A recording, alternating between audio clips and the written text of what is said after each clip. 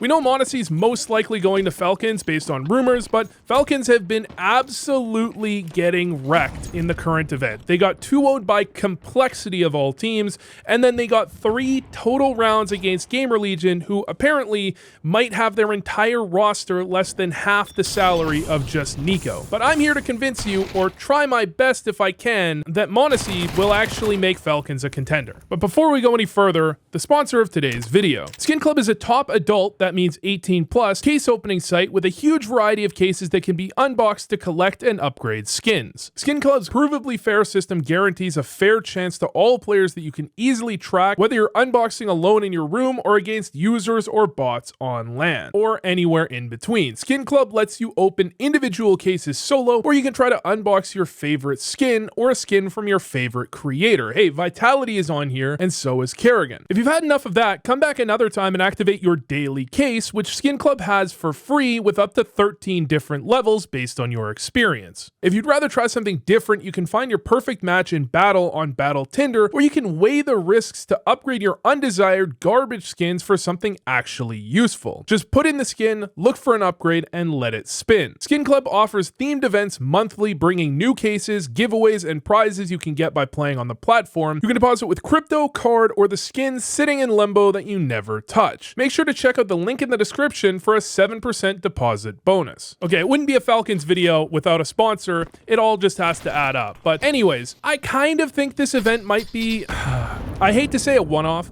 but I don't think that this event is necessarily completely indicative of the capability that Falcons have. My biggest concern comes from actually NIKO, because NIKO is clearly getting super tilted, and that kind of feels like to me that maybe in practice or something that like he's not seeing anything that gives him any confidence. That type of tilt that NIKO's having, I think I saw him having a tilt clip in the very first series of this event. It suggests to me that like he's just already seems to think maybe they don't have a chance in these games, or that, you know, he's getting tilted in practice and that's kind of carrying over. I could be reading way too much into it, but that's just kind of like when I've been the most tilted. It's not because of, you know, it's not because of the one game we lost, right? It's because of the 5 games before that, right? Initially, I actually thought that Falcons had a really strong roster. I mean, not really strong, but definite potential. I mean, I think Tezes is quite good. He's been on a bit of a downswing since his first few events with the team, but still he has his maps, and that's kind of what you're looking for out of most entry fraggers. They're not going to be perfectly consistent, especially, again, if the system around them isn't flawless and it's not setting them up to be, you know, in great engagements, which most teams don't have it, where the entry fraggers in the best engagements, maybe the opening player, that would be NIKO, is in pretty good engagements, but the entry often isn't. Then you end up in this situation where he's just never realistically going to be consistent. You're never going to find, well, it's hard to find a player that can consistently out-aim opponents to the point where he can take bad engagements and still win them. So you're not expecting Tezos to be that consistent. I think Dagster and Magix, I mean, Dagster's been theoretically, he's definitely had his moments, but at the same time, I think Dagster is somewhat inconsistent as an opper, because I feel he goes for too many opening kills. Not too many opening kills, but too many multi-kills, where it's like he could get away with one and just play safe and back up, but instead he tries to go for a second or a third, you know, and he just tries too hard to turn it into like a round-winning play. That's always been my general problem with Dagster, and so even when he has good rounds or good games, I oftentimes still just can't get over that fact. And so m0NESY replacing him will be a huge upgrade, especially from the fact that I think Dagster is just not that great with rifles specifically. And m0NESY, the reason I think m0NESY is so valuable to a team like Falcons is that he's incredible with rifles. And I don't mean that like, okay, well, you have the money to afford an op, you can give him a rifle instead. No, it raises your floor quite often, especially because he's good with rifles on T side, where you can be in a close game, or you can be in one of these games that happens so often in CS2 where you just never get your economy behind you. And so your opper only has, you know, if you watch a game like that, sometimes they only have 2-3 rounds with the op in an entire half, maybe even just 2. Right? Like sometimes that does just absolutely happen. And if you have an opper like m0NESY who can just pick up the rifle and be an incredible player with the rifle, like not even just good for an opper with the rifle. I actually just think M0NESY is just a good rifler. If he had ever just changed to rifling, it would be fine. Then you can turn those games around a lot more effectively. I've actually thought about this for a long time in regards to pugs. Like, if you're only an opper and you can only op in pugs, you're going to have a really tough time because some games you're just not going to have the chance to get the op, you know, reasonably often. But in this event, if you actually look at Falcons, if you look at their stats, it's unbelievable that it's like NIKO is at a 1.13 and nobody else is even above 0.9, I don't think. Like, they're actually, every other player on Falcons is getting absolutely dumpstered. And so I can definitely sympathize with NIKO at least a little bit. He's had some off games himself, but in general, he's always going to do his job. That's the thing about NIKO. That's what's so surprising about NIKO, how consistent he is, because even consistent riflers typically aren't as consistent as NIKO is, you know, and he has so many pop-off games. But we're watching them against Pain, and this is a series they win. They win the series 2-1, but I wanted to look at the game they lost. Now, obviously, it would be cathartic for everyone to try and watch the Gamer Legion game. Everyone wants to see Falcons get owned. So this is the 13-6 loss they have to Pain. But when you get 13-1, 13-2'd, I feel like that's a day you just didn't show up. And obviously that's not a good thing, but at the same time, like, what conclusions are you necessarily going to draw from a 13-1, 13-2 loss? Probably not that much. It's just going to be everybody on your team is just getting run over. You know, you're just losing every gun round, maybe even getting unlucky in some gun rounds, with just running the wrong strat at the wrong time. And you're just not showing up, right? Like, you're just not there at 100% capacity. So I feel like a 13-6, especially one where you start on the CT side, is much more likely one where you showed up, but you just, you know, you couldn't put it all together, right? And that's most likely the actual reality of this game. Now, a 5v3, this is Falcons, not Liquid, so they're not that likely to lose a 5v3. You do have decent positioning from Pain. They've got 3 players lower, and you obviously, if you look at it from Falcons POV, they only have NIKO here towards lower. One of the ways you can sometimes lose this is they spot this guy jumping, they spot him, and then they rush cross, and they actually catch him because he doesn't even have a smoke. So you could imagine they rushed across, opened the double doors, and tried to catch him, and Tezes wasn't there to rotate quite in time. But Tezes does actually he actually makes noise, though, and I think that player in control probably heard that, but at the same time, they might not be expecting that that's Tezes, because they might just be expecting that that's the player that was jump spotting that moved over. But actually, NIKO gets taken down. Tezes, you've got to be looking above you there. Obviously, based on the noise, he didn't hear that player probably because of the HE grenade, but at the same time, that's like the biggest problem area they could be peeking you from. He's just kind of looking a little bit unaware. Nice molly. I think that's a double-click molly, by the way, if you're trying to watch. And they're actually just going to straight up lose this round, aren't they? They're just going to end up saving. They just lose 3 kills, no trades whatsoever, and lose this round. And this is like a Falcons round. This is why Falcons is looked at as a team that's just not that strong. A lot of the plays here, I think, make general sense. I mean, Tezes moving into lower is fine. I think a lot of the time, wouldn't you just have Tezes stay towards ramp? The problem with Tezes staying towards ramp is he could just get, you know, you smoke off one side, molly the other. Which one do you do? I think you smoke off left side and molly right, and you just have him stay ramp, and he could just get smoke mollied off, and then NIKO's all on his own. But lower isn't exactly an unretakeable bomb site if you make it work in the right way, especially if you have like 3 players come around through secret, and then you just have Tezes stay ramp. And if Tezes stays ramp, or like ramp, and he gets smoked and mollied off, right? Or he just tries to crossfire a little bit with NIKO. Then you have 3 players coming through secret. Tezes can even back up and hide hide and wait for the retake. And NIKO's, I feel like, can go 1-for-1. And as long as NIKO can go 1-for-1, he's in a pretty good spot to go 1-for-1, right? Then you're actually in a really reasonable retake. You've got a 4v2 through secret and ramp. You know, you've got a pretty reasonable situation.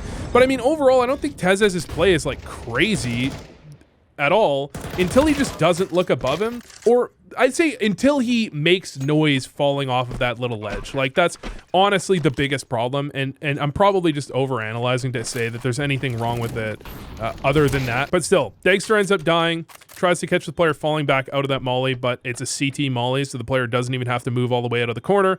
Ends up dying, and they have to save. And that's a 5v3. You just can't be losing that. And that's like a game-turning 5v3, because not only do they lose that 5v3, they were already down, they lost pistol and the force afterwards. in a 1v1, which is unfortunate, which put them down 3-0. They win a round, and this is like a confidence-breaking one, especially early on in the series, especially an event you're already 0-2 in the event. It's not only a tough round in general, just based on the flow of the game, but especially based on the flow of the tournament. But in this case, we've got Snow going for the fast cross. Generally, it used to be the case that you would almost always have at least one player cross whenever you threw outer smokes, but that doesn't seem to generally be the case. That's actually even more clever of a play than I thought, because I think they kind of bait NIKO to want to be looking around here, to want to be looking in this direction, and then they have the play where they're trying to deal with it like they're trying to catch him. That's actually really cool, but they also get Snow down lower. So not only do they get the kill, they get Snow down lower, and they've got Big Azera. It's just going to walk out. He walks out Squeaky and wraps around. He actually sees Magis but doesn't find the exact angle. Moves back around. I mean, Kicksan would have caught him if he backed up more to see Magis better. That's a really nice shot he lands. Like, Big Azera is... I was thinking about Big Azera for a while, because Big Azera is one of those players that a year or two ago, he really was an amazing fragging IGL. Then he seemed to kind of fall off a little bit, and I think he's kind of picking it back up. And that might coincide with just being more and more comfortable with the roster. I feel like people underrate how hard it is to IGL when you've got roster moves going on. I mean, not because of anything about the roster move necessarily, but the fact that you have to learn how to play with a new player. You tell him to do something, he doesn't do it the way you want, so you're constantly looking at the radar to double check, like, is he doing what I want? Where is he? What's his timings? And when you're looking at your radar that much, it just takes your focus off the game, makes it very hard for you to play as an individual, right? But once you're super comfortable with the team, then I feel like it's a lot easier for IGLs to frag better. They don't have to think about what their teammates are doing because they know what they're doing, even if they don't call anything, right? But anyways, 4-1. 2v2, not unwinnable by either team. Obviously, the lower the numbers you get, the better the advantage for the Ts, because there's just more open map around. However, in a 2v2, if you pick the right bomb site, then as a CT, you can definitely find an advantage, because it's hard for the Ts to get in without at least losing one player. And then they have to, play from a 1v2 essentially after that. But in this case, you had Pain, they found the way into lower. Lower was completely empty. They get the bomb plant. Not an easy retake by Falcons. I like that they try and force in when they still know where the bomb planter is. It almost ends up working out for them. But to some extent, like, the individuals just didn't get the kills, right? They got the initial kill, but they couldn't turn it from the 2v1 into the round win, right? They turned it into a 2v1 initially, didn't they? I think they did. They couldn't turn it into the round win, and that's going to happen sometimes. The thing is, like, I do kind of agree with the idea that Falcons have a lot of pressure on them, especially when you find out, if you're Dagster, that you're going to be replaced before the major, by the way. He's going to be replaced before the major, which is, like, devastating. And if he believes it, or if they've confirmed it to him or whatever, it's just hard to play necessarily under those circumstances, because people talk about, and it's not like, okay, it's not like, woe is me, these rich, well-paid CS players might not have perfect job security. It's kind of like everyone seems to understand now and occasionally talk about the idea that confidence is important in CS. And if you're just always, like, on the edge of losing your job, then it's easy to get into, like, one of those spirals, I think, where you're not feeling super confident and you just, like, you're creating extra problems because you're trying so hard to not get cut that you actually end up getting cut. I don't know. It is a little bit of armchair psychology to even talk about that type of thing, but I can somewhat sympathize with the idea that if you're thinking, I just need to not be on the chopping block, if you're thinking that, it's kind of like it's probably setting you up for failure, right? But anyway, 6-1. I mean, the thing is, Falcons have been in all of these rounds. That's the thing. It's not like they're getting blown out of these rounds. They're getting them into the clutch situations. They're getting them into 2v2s, 1v1s, 3v3s. And they're just, I feel like it's the firepower somewhat that's hurting them. I mean, credit to Pain, because T-side Nuke, getting it into a 3v3 or a 1v1 or a 2v2 is a successful story, right? That means you're doing a good job. Keep in mind, by the way, that Pain is actually a very good Nuke team. It's like, you might not think of Pain as like a tip-top team, but at the same time, they are very, very dangerous on Nuke especially. And they're dangerous in general, but they're kind of like a team that you really have to be very good on Nuke, I think, to beat. So, of course, they're going to have a lot of these plays, and these kind of gimmick plays that they're running, some of them just to catch an opening kill, those are exactly what you need. Those are part of what make you good on Nuke. That's part of what makes a team good on Nuke, because Nuke is more so than most other maps.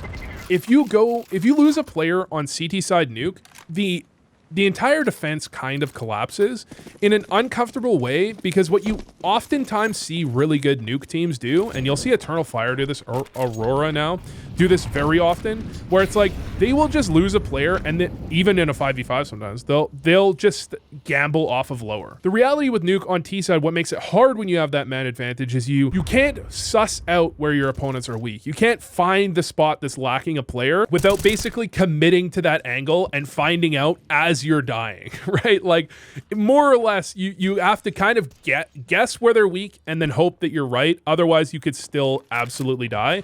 But there will be, on CT side Nuke, if you only have 4 players, there will be a massive gap. There will be a position that's just not held, most likely, or you're not holding anything effectively. You know what I mean? So good Nuke teams are going to be teams that are able to do that. Good Nuke teams are also teams that are able to spam through the outer smokes and get kills quite often. So that's 1 for NIKO. Make that 2. Demo got lost in the smoke. So you got another 5v3. It's only the second 5v3 I think Falcons have had. Oh my god. I don't even know. Oh, how can I blame Magisk for that? And then NIKO just YOLOs out of heaven. So Magisk in this spot, generally if you're peeking over here, you are doing it with your knife so that doesn't happen. Maybe that's actually just a mistake to be jiggling that with your gun out, because I feel like if you're going to peek this, you either need to have your gun out and you just peek it and go for the fight and like accept that you win it if you peek into them or not, or you need to jiggle it with your knife or something, right? It's not something I necessarily know all that well. But yeah, NIKO wants to catch them running out of hut. They're just completely ready for that. Very nice shot by Big Uzer as well. But one of the reasons NIKO can go for that type of peek is because he does have Kickstone on top of hut. So if they're swinging out hut and they catch him at that timing, or catch him at a certain timing where he's just not completely ready, he can actually shut down the hut push anyways, and he can get himself into a good spot to help Kicksan and kind of play together if he gets out of heaven in that situation. So actually, not sure it's that bad of an idea, but NIKO does get destroyed, and they managed to convert the 3v3 anyways. But 7-2 on T-side Nuke, no less. I mean, you can still turn this to 7-5. You turn this to 7-5, and then you win the pistol, and it's more than a close game. It's like completely fine. I'm interested in this one. I think, so one of the things that you might get on anti-strats is the timing when your opponents tend to be crossing. Although that's I feel like that's a relatively normal spam timing from NIKO, where the smokes are close to coming down, and the way they layer smokes a lot of the time is like this one lands, then this one lands, right? And so teams will sometimes cross, and as this smoke is going down, they're crossing, and they try and get that really late cross to get a certain timing off. And so you'll see people spam at that timing a decent amount as well. But you turn it again into a 3v3. I mean, it's good active gameplay by Pain, because they have more than one player, more than one option if the first play goes wrong. And they had NQZ that was opping around in outer, that was capable of catching NIKO before he could actually get away. Because it's not like NIKO got that kill and tried to stick around and got traded. He actually got that kill and tried to back up and keep his life, but NQZ was just a little bit faster. Then you end up in a 2v3. Magisk actually finds this kill here. Doesn't quite fully clear outer. I can understand the reasoning behind what he's doing, but that's one of those greed plays, I feel like, that sometimes you can do if you're ever on an anti-eco and your teammate like dies somewhere and the gun's down. Sometimes you can bait your opponents into peeking for that, right? You just hold that gun, and eventually someone's going to try and run over there and pick that gun up off the ground if it's in a relatively safe spot for them to get it, and you're just holding it, you get the free kill. It's one of those ones where he kind of just got baited by the gun. But then you have Kicksan 1v2. And Kicksan, he's supposed to be a pretty good fragging IGL. I think I don't know if I'd call him necessarily a fragging IGL. I have some hope for Kicksan, but I don't know if I'm completely sold on him quite yet, especially with the performances that Falcons are having. But the nice thing is, if he is one of those more kind of loose style IGLs, I don't want to say the word hooksy, but I might even say it, that it is capable of kind of just coordinating players around when they have plays that they want to go for. That's exactly the type of player you want to have if you have a M0NESY on your team.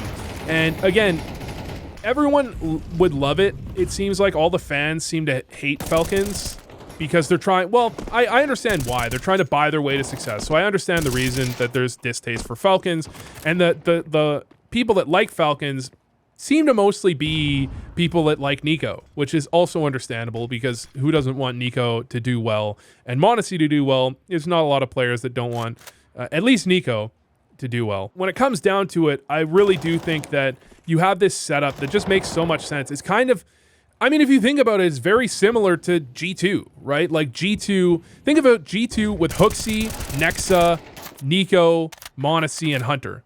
That's a team with, realistically, especially because Hunter was really struggling in that time period. By the way, this is just sick from NIKO.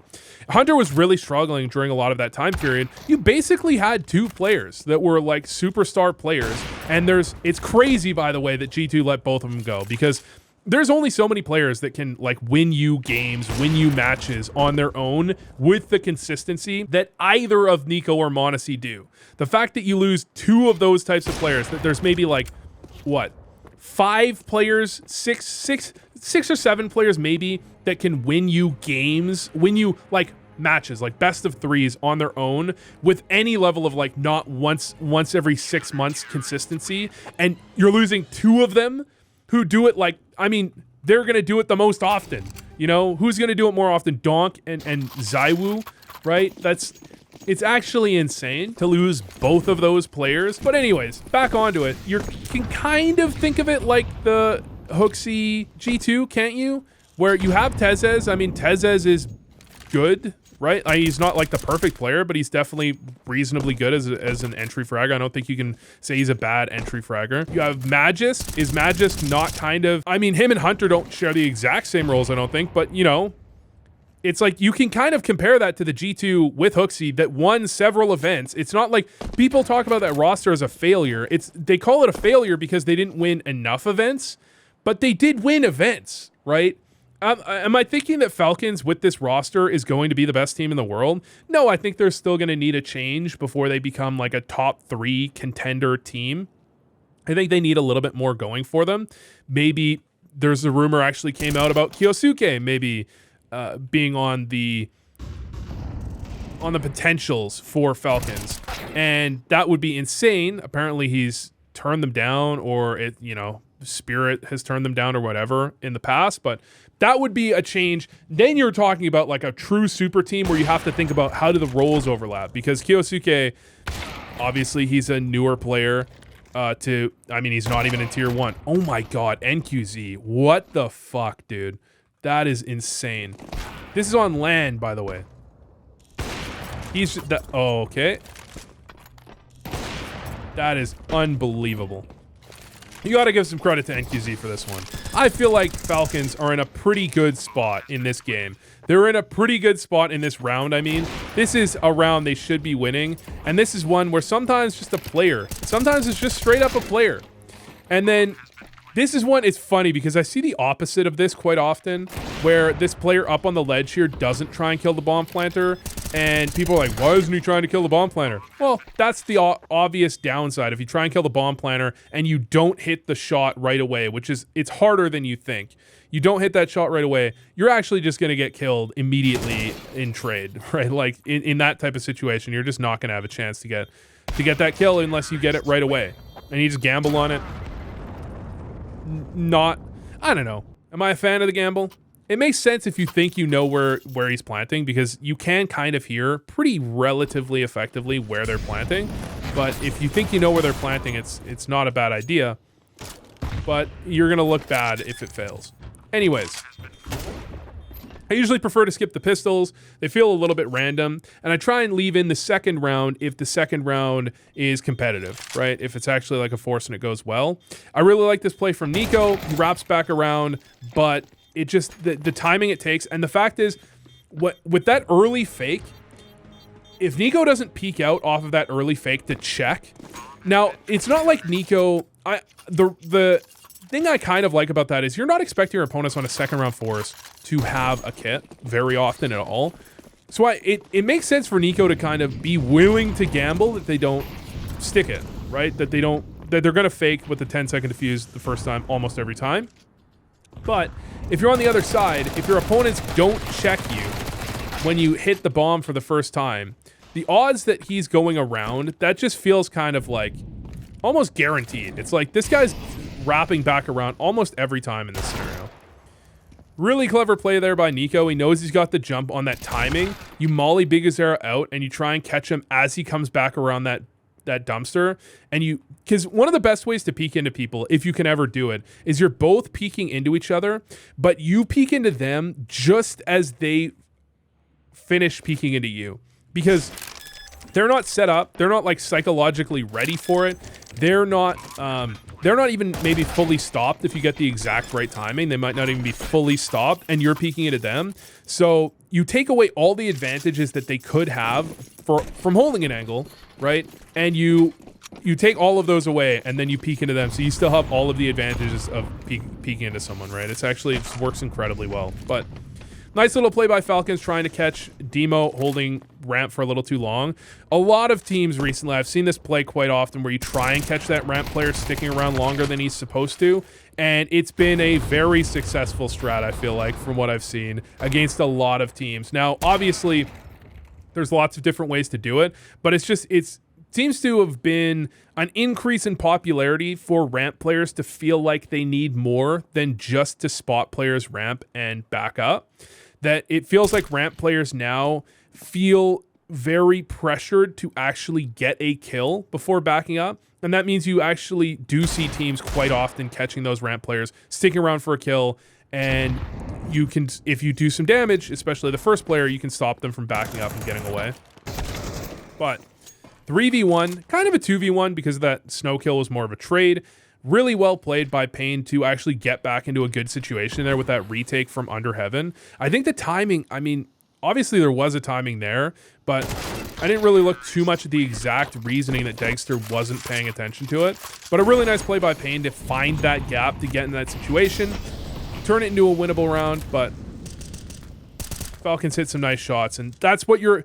Am I expecting that Falcons are going to be tactically the best team in the world if they get m0NESY and NIKO? I mean, there's no reason that their tactics couldn't be better than they are maybe now with their current roster, right? But at the same time, you pick up m0NESY and NIKO, they're just... I saw the take from... It's in Hot Take Point Made, and I feel like I hear people quote Hot Take Point Made takes and take them fully seriously. Obviously, they're hot takes. I think the point was that either Falcons get top 4 or they should fire Zonic. I don't know if I would give, at the major rather, I don't know if I would put so much credit into one tournament, because different coaches are good, sometimes on different timelines, at different things. So I want to defend Zonic for a second, actually, kind of unrelated to this. Not every coach is good with, I don't think, with every roster. I think that's something people don't realize. Like, Zonic can not be a fraud, which is the term that everyone wants to use, while still just not being the right right coach for Falcons. And I think it's interesting because I think Kassad understood this. Like, Kassad has talked about, like, Zonic should be removed, but it doesn't mean he was a fraud. But the community seems to want to paint Zonic as a fraud, which I feel like is going a little far. But anyways, should this team be a top 4 team at the major? Let's watch the 1v1. Magisk gets the bomb plant. This is kind of awkward for both sides. I feel like you just have to tank that nade. Don't you just have to tank that nade? I mean, you can go for the peek out, but Magisk tries so hard to avoid this nade. He's got 100 health. Does he not see that nade getting thrown?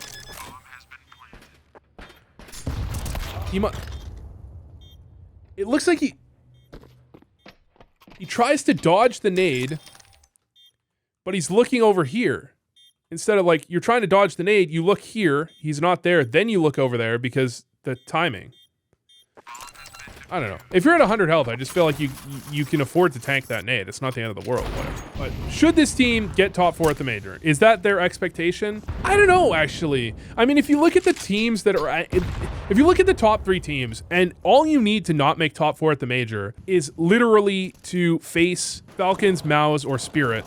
And those are all 3 teams that even if you have NIKO and M0NESY, at best you're like close in skill level, right? Individually.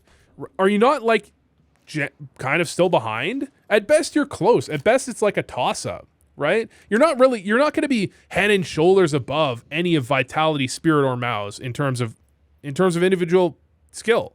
On those 2 players, of course, but like on the team, I think they'd still be behind, right? And I'm sure you'll find other teams, maybe there'll be some roster moves before the major that will actually make that more true, where there will be other teams that are just as good as Falcons individually. And look, obviously with the amount that Falcons have spent, you're expecting them, they need to get good. But at the same time, like, if we just look at the individuals on paper and we ignore the fact that Falcons have put in a ton of money to this roster, is top 4 at the major, is it a reasonable goal? Absolutely. Is it something where it's like you have to call them failed? Maybe as an org, I understand why people want to do that because of the money put in, but as a team individually, removing them from Falcons, I don't think that would necessarily be a complete failure. I still think they're 1 move away. However, the point I'm making with this M0NESY idea is that they might be 1 move away from being a top team, but they should still be in contention for tournaments relatively quickly after picking up M0NESY. The question is how quickly. You know, by the end of the year, if they're not in contention for tournaments, that they're not like on the outskirts, at least on the outskirts of that top 3, where they can beat maybe a Spirit or a Vitality sometimes, then I would say that there's some problems and they just need another roster change. But I still feel like in order to really contend, to beat out either Spirit or MOUZ for that number 3 slot, they need another change. I still feel like they're 1 change away. And I don't even necessarily know what that change is. It just doesn't feel like what I see from this team outside. Like I'm honestly kind of low-key ignoring the 13-1, 13-2 to Gamer Legion, because sometimes, I don't want to call it an anomaly, but it is a result where I just think the team didn't show up, and that happens sometimes. Even ignoring that, the team just doesn't feel like it's as good as it could or should be. M0NESY still is more than good enough to make this team contend at least for tournaments like PGL Bucharest, PGL Cluj, tournaments that don't have those top 3 teams. If they're not a team that's like favored to win those type of events by the major, then I would say they're doing pretty bad.